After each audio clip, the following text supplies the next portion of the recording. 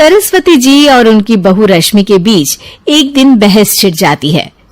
आखिर किसका काम ज्यादा आसान है, बहू का या सास का? माँ जी, सास को काम ही क्या है, आपके सारे काम उंगलियों पे तो हो जाते हैं। कुछ भी। हाँ, हिसाब तो उंगलियों पे ही हो जाता है ना। अरे बेटा, ऐसा सिर्फ अभी लगता है, जो मुझे करना पड़ता है ना वो तुझे करना पड़े तो समझ आएगा कि असली काम का पहाड़ कैसा होता है। ठेले बराबर वजन भी नहीं है आपके काम में, और बात पहाड़ों के वजन की कर रही हैं आप। तू ऐसा करती ही क्या है घर में बेटा, ये तो बता मुझे। मैं थोड़ी ना कुछ करती हूँ, सब जादू से हो रहा है इस घर में। अरे एक दिन मेरा काम करोगी तो समझ आएगा। Okay okay, shut up. कल से मैं घर के काम करूंगी और तू मेरी जगह हर चीज का हिसाब रखना, ठीक है? ठीक है, ये भी कर लेते हैं। ये सास बहू की डील के बारे में रश्मि के पति अमन को नहीं पता था और ना ही अमन के पिताजी सुरेश जी को। पर गेहूं के साथ साथ जैसे घुन भी पिस जाता है, ये दोनों भी पिसने वाले थे। सुबह अमन उठकर रेडी होता है ऑफिस जाने के लिए, तो पता है उसके कपड़े नहीं निकले हुए हैं। अरे रश्मि, तुमने मेरे कपड़े नहीं निकाले? अपनी माँ से पूछो ना, उन्हीं का काम है ये। अमन अपनी माँ के पास जाता है।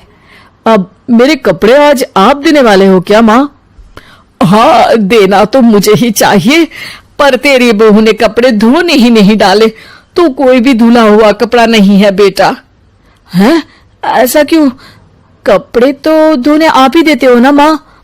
अरे बहू ने तुझे बताया नहीं, अब हम अदल बदल गए हैं, मैं अब बहू और तेरी बीवी सास।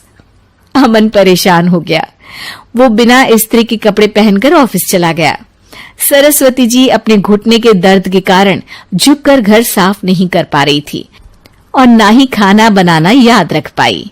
उधर रश्मि पहले ही दिन घर की चाबी घुमा चुकी थी और 300 रुपए का हिसाब अलग नहीं मिल रहा था। पर दोनों का ही घमंड कैलाश पर्वत से भी बड़ा था और दोनों ही खेमे एक दूसरे की बात मानने को बिल्कुल तैयार नहीं थे। शाम को जब सुरेश जी और अमन खाना खाने बैठते हैं तो सरस्वती जी उनके सामने गाजर और पपीते लाकर रख देती हैं। अरे माँ, ये क्या है? ख्याली पुलाव के साथ सलाद। माँ जी खाना बनाना भूल गई लगता है।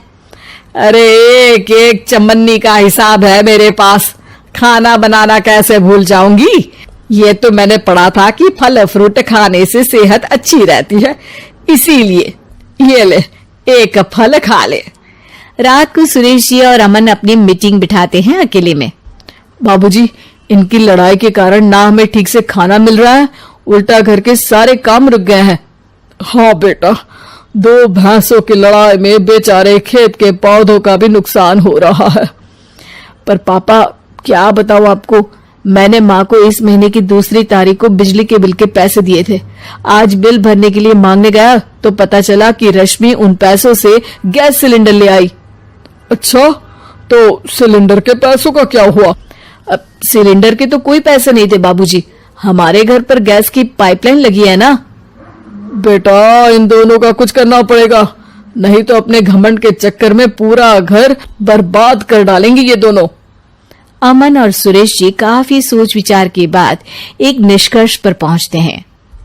रात ही को दोनों अपनी पत्नियों की अलमारी से नई साड़ी निकालते हैं और सुबह जब रश्मि और सरस्वती जी उठते हैं तो देखते हैं कि दोनों पति साड़ी पहनकर चढ़ाव पर सब्जियां काट रहे हैं। अरे ये सब क्या हो रहा है? क्या हो रहा है मतलब? आप दोनों अदल बदल हो सकते हो तो हम क्यों नहीं? अरे क्या मतलब? नहीं नहीं, मेरी भी बचपन से किसी की बहू बनने की इच्छा थी, तो आज से सरस्वती तुम बड़ी बहू, मैं मिडल बहू और अमन छोटी बहू। अरे लेकिन सब घर पर बैठ जाएंगे तो कमाएगा कौन? ये घर कैसे चलेगा? अब वो तो भैया या बाकी लोग जाने, अब हमने भी अदल बदल कर ही लिया है तो कुछ नहीं हो सकता। रश्मि और सरस्वती जी को समझ में आ जाता है कि उन दोनों की आपस की डील की वजह से इन दोनों को बहुत तकलीफ हो रही है और उनके ईगो ने दूसरों को कितनी यातनाएं दी है। अब असल में माँ जी आप सही थी, सास बनना बहुत मुश्किल है। अरे हाँ बेटा, और तू भी, मुझसे तो नहीं हो पाया सब घर के काम, वापस बदल ले क्या? हाँ हाँ बिल्कुल माँ जी, और अब आप दोनों भी बदल लीजिए, कोई आ गया तो आप दोनों को देखकर क्या सोचेगा। अच्छा है, आप दोनों के समझ में ये बात तो आई, मैं फटाक से कपड़े बदल लेता हूँ। अरे रुक जा बेटा, एक फोटो ले लेती हूँ तेरी, मेरी बेटी होती तो तेरे जैसी ही दिखती साड़ी में। और मेरा फोटो नहीं लोगी?